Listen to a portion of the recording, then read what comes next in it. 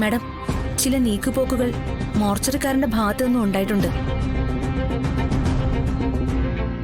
അയാളിൽ ഒരു കള്ളലക്ഷണം എനിക്ക് സ്പോട്ടിൽ തോന്നിയിരുന്നു.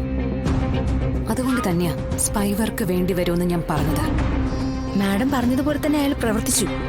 നമ്മൾ അവിടുന്ന് ഇറങ്ങിക്കഴിഞ്ഞ് അയാൾ പോയത് മധുശ്രീയെ കാണാന്. അത് കൃത്യമായി നമ്മൾ അവിടെ നിർത്തിയിരിക്കുന്ന ആൾക്കാർ തെളിവ് സഹിതം ഇൻഫോം ചെയ്തു. ഇപ്പൊ എല്ലാം വ്യക്തമായില്ലേ? മധുശ്രീയും ചന്ദ്രബോസും കൂടി ആ പെൺകൊച്ചിന്റെ ബോഡി മോർച്ചറിയിൽ നിന്നും കൊണ്ടുപോയത്. അത് പാലത്തിന് താഴെ കൊണ്ടുപോയി കത്തിച്ചതും അവരുടെ അറിവോടുകൂടി തന്നെയായിരിക്കും. എങ്കിൽ മോർച്ചറിയിലെ ജീവനക്കാരൻ പറഞ്ഞത് പച്ചക്കള്ളമാണ്. അയാളുടെ സമ്മതത്തോടു കൂടി തന്നെ ബോഡി അവിടുന്ന് കൊണ്ടുപോയത്. അയാളെ കണ്ടാൽ അറിഞ്ഞൂടെ അയാൾ ഒരു വെള്ളം കുടി കേസ്. കാശും കുപ്പിയുണ്ടെങ്കിൽ അയാൾ എന്തും ചെയ്യും. കേസ് കൊണ്ടുപോയിക്കൊണ്ടിരിക്കുന്നത് മധുശ്രീയുടെയും ചന്ദ്രബോസിന്റെയും റൂട്ടിലൂടെ തന്നെയാണല്ലോ മാഡം. അവരുടെ ലക്ഷ്യം വിഷ്ണുവേട്ടനെ അകത്താക്കുക, ജീവിതകാലം മുഴുവനും ജയിലിനകത്തിടുക. അവര് രണ്ടുപേരും കൂടി അതിനുവേണ്ടി ശ്രമിക്കുമ്പോ നമ്മൾ വിഷ്ണുവേട്ടനെ എങ്ങനെ അവരുടെ തന്ത്രങ്ങളിൽ നിന്നും രക്ഷിക്കാൻ പറ്റുമെന്ന് നോക്കുന്നു. ചന്ദ്രബോസ് കളിക്കുന്നത് അധികാരത്തിന്റെ ബലത്തിലാ.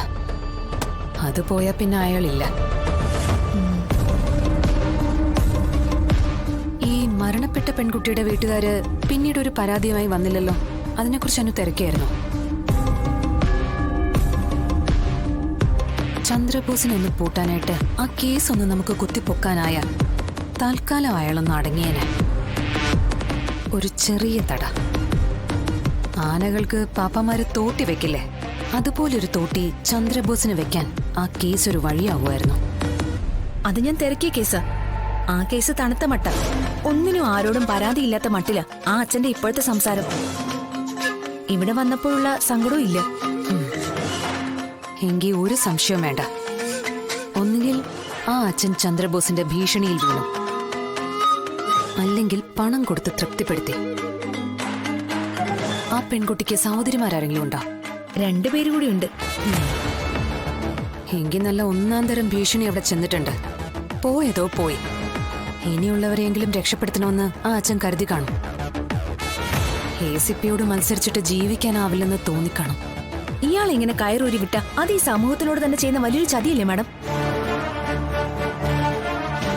അനു, ചന്ദ്രബോസ് ഒരു പക്ക ക്രിമിനലാണ്.